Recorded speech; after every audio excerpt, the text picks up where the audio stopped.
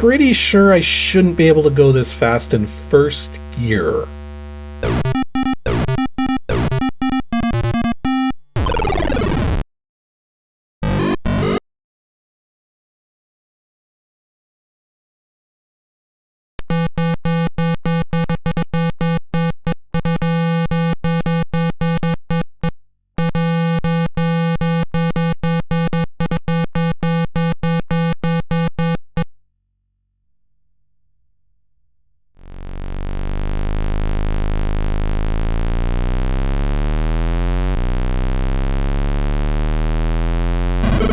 So if you scroll back to the 80s, you're going to notice that some of the companies with the most money to burn were car manufacturers, who were always looking for ways to get more people to buy more cars.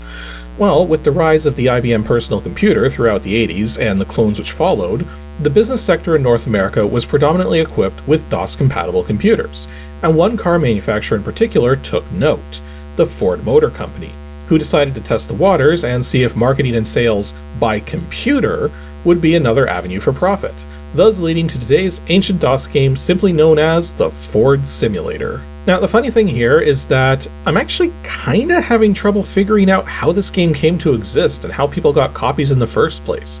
Later Ford Simulator games, because yes, there were several, were typically advertised in computer magazines, since, lo and behold, that kinda made the most sense, with mail-in cutouts for acquiring the game simply for the cost of the media and mailing. But that pretty much only counts for the third Ford Simulator and beyond. I can't find any details anywhere about how and where the first and even second Ford Simulator games were advertised and distributed. I checked computer magazines, car magazines, Ford's own archives. I'm surprised I got stumped this hard this time around. The best I can figure out from seeing photos of the stuff included with physical copies is that the first and second Ford Simulator games were still indeed mail order only, but I have no idea how and where they were advertised.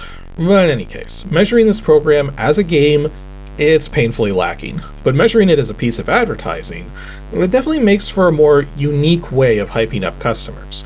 Typically, car companies would offer brochures to prospective customers at their dealerships, with those brochures going over all the finer details of a particular vehicle or lineup, which the customer could then take home and review before deciding to make a purchase or not. This program feels very much like that, in that it's an interactive brochure for the entire Ford 1988 lineup of consumer-grade vehicles, with a much stronger emphasis on technical aspects and hardly any attention to detail in terms of the cars themselves, as evidenced by the fact that this screen here is all you get in terms of visuals of their lineup.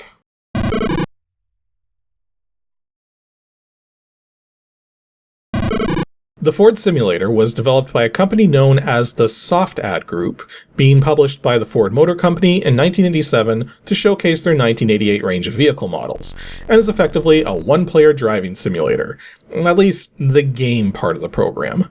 In terms of graphics and audio, the gameplay aspects only support CGA 320x200 4-color graphics and only supports PC speaker sound effects, while the non-gaming aspects all run in 80x25 text mode. As for its current release date, there's a little bit of ambiguity as to whether or not I would consider this and the other Ford Simulator programs freeware or not.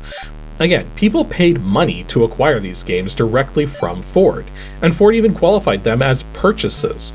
But as far as I can tell, the cost of these purchases merely covered the cost of the discs, inserts, and direct mailing to consumers. So it's kinda tricky to tell if that qualifies as freeware or not. But then let's look at it this way. This thing was effectively one giant advertisement for Ford products, so I don't think they really cared who copied that floppy. So it's effectively freeware, even though Ford didn't treat it as such. To that end, it's available on multiple download sites, so I'll once again go ahead and recommend the usual standby of the DOS Games website at www.dosgames.com. However, physical copies do still exist, and do show up every so often, and usually they're not too expensive, as most copies of the real discs and supplemental material given out by Ford itself typically go for between $15 and $20 nowadays. But you do have to be mindful of a couple things. The first is that there's not one, not two, not even three, but 7 Ford Simulator games, at least in theory, as there's a 1, 2, 3, 5, 6, and 7, but whether a Ford Simulator 4 exists or not seems to be a question no one has an answer to.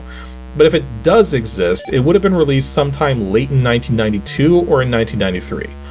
Regardless, not every version of the game identifies itself appropriately, so it can be hard to tell what version you're looking at. Also, be mindful that if you see a disc saying it's the Ford simulator, but the label looks very bland and basic, chances are it's not an official copy, and instead a copy offered by a third-party shareware vendor. Well, it'll still be the correct game, it's just not an official copy, and those such discs typically only go for a few bucks at most because of that. When you first start up the Ford simulator, you're presented with three options: the simulator itself, the buyer's guide, and a customer response option. Now, only the simulator is the actual game portion of this program, so I'm just going to quickly go over what the other two things are. The buyer's guide is effectively a list of every Ford vehicle available in their 88 lineup, along with prices, specs, and the ability to plan out a purchase by adding in optional features and calculating possible financing. The customer response form is literally just that, a survey about what you thought of the program, what you think of Ford, and your car purchasing plans for the near future, which once completed allows you to print it out and mail it in. So the simulator itself presents you with 4 modes of play to choose from: Touring, Drag Strip, Slalom, and Grand Prix, with each mode also indicating a couple quote info center things, which I'll go over in a bit.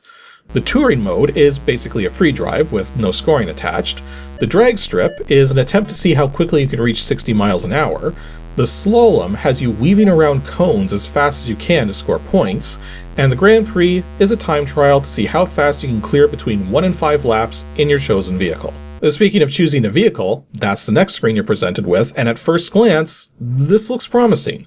There's 16 Ford vehicles to choose from, and each one you highlight shows you what kind of engine and transmission are present.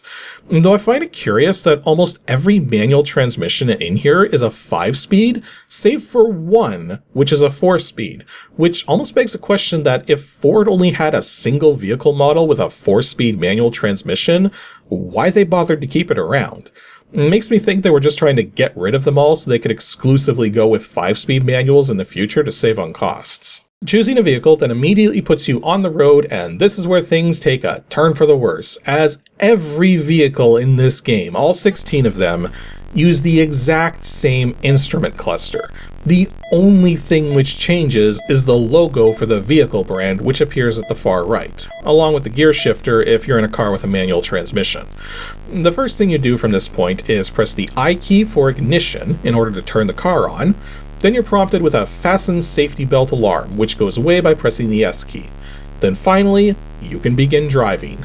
Except I don't have a clue what genius came up with these controls because they're just bizarre. The turning left and right is done with the left and right arrow keys. Seems straightforward. The Alt key is used for the brakes. Kinda weird, but nothing too outrageous. Acceleration? Well, that's caps lock. And yes, as long as caps lock is on, you will be accelerating. Alternatively, pressing the spacebar will accelerate the car for the equivalent of 1 frame of gameplay in an instant, in addition to whatever acceleration you're getting from caps lock, thus allowing you to accelerate even faster if you so desire, at the cost of mashing spacebar like a madman. Furthermore, the simulation is not really giving an accurate experience of the vehicles in the slightest, which, given that the game only runs at 9.1 frames per second, exactly half of the standard interrupt timer rate of 18.2 Hz, kinda doesn't surprise me. Every vehicle has the same cornering properties, and every vehicle has the same top speed of 96 miles per hour, regardless of where the gear ratios land you. Not to mention, the game's been intentionally designed to ensure that you can't actually break or destroy the car in any manner, such as downshifting to first in a manual while at maximum speed for fifth, or driving way off the road, as this will just slow you down to a crawl until you get back onto the road. Plus, if you keep mashing the spacebar after reaching top speed for the gear you're in with a manual transmission, you will keep accelerating. Not very quickly, but it will keep going up all the same. So what is the game doing correctly? Well, advertising for one. Each time you reach the end of the event you're in, your only option available would be to press F8 for the info center. Doing this brings up the first of the 2 info center screens for the event, which are used to briefly explain a particular function of Ford's vehicles or their design philosophy, along with being able to hold a key down on the keyboard to show an animation of some sort. Pressing F8 again brings up the second Info Center article for the event, while restarting the event lets you try it again with the same vehicle you were driving. The thing of note here is that you must bring up the Info Center to quit out of the event to be able to select both a different event and a different vehicle. You cannot go from driving back to the event selection, and I am 99% certain this was entirely intentional. The actual events themselves, though, do have some level of skill involved. Touring has no points or scoring associated with it, so that's off the table. But the drag strip requires you to time your acceleration appropriately, as you'll get a false start error if you attempt to go too soon. The slalom cones are color coordinated and require you to drive around their blue side, not their red side, to score points from them. And in both the slalom and Grand Prix, the time you take matters, meaning you need to accelerate to top speed as fast as you can and stay there by not getting thrown off the road when trying to corner. Again though, because the frame rate is so low, it's actually surprisingly hard to drive in a straight line, given that the minimum amount you're allowed to turn is not a multiple of some of the larger amounts you're able to turn, and thus can end up desynchronized. One thing that surprised me though is that the power bands of the different gears are being tracked appropriately for each vehicle. The rate of acceleration for each gear is determined by how fast you're already going, just like in a real car, and every vehicle has different speeds and acceleration factors for each gear. Now, heck, if we do a side-by-side comparison of all 16 cars all at once on the drag strip, you're going to see, as they all come to a stop, that every single one of them scores differently and even accelerated differently to reach 60 miles per hour. And one last thing to point out is that there's a working clock on the dashboard. Right here you can see what time it is, and something you're going to notice is that I pretty much captured all the footage I needed for this video in just a couple of hours. Hey, I put all that extra time I had these past couple of weeks towards other projects, given that I usually end up capturing more like 10 to 12 hours of gameplay for each video. Overall, Ford Simulator is very shallow as a game, despite initial appearances, and definitely serves more so as a point of direct marketing than as a gaming experience. Though from what I understand, the later Ford Simulator games kept pushing the bar forward as to what the games could do and what the games emulated. And so it's clear that Ford felt it was worth the effort given how long they kept it up for, eventually doing a transition away from the marketing concept and going straight on into gaming territory, as the seventh and final Ford Simulator game came out in 1996, followed by Ford's first proper game, Ford Racing, in 1999. To that end, this is definitely an interesting piece of both DOS gaming and automobile history, but no, it's not going to hold your attention for more than maybe 15 to 20 minutes. Setting this game up in DOSBox is a piece of cake, as all you have to do is leave cycle set to auto, and you're good. Then again, because the game's designed to run at such a low frame rate, this doesn't surprise me really. Anywho, that'll be all for today's episode of Ancient DOS Games. Next up, 2 Saturdays from now, on February 8th, will be an ADG Pro video, and we're going to be doing some more DEEPs, or rather DPS, damage per second, calculations, to try and determine which weapons in a particular game serve their purpose best, and which simply aren't worth the effort. So make sure to stay tuned to see how we get along in figuring it all out.